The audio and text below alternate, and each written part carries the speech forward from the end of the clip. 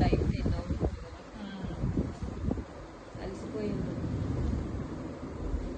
చాలా నీరసంగా ఉంది అసలు. భోజనం చేసి ఉపవాసం ఉన్నానుగా, కొంచెం అది చాలుగా వీడియో తీస్తూ పడుకుంటే నిద్రపోతాను అంతే.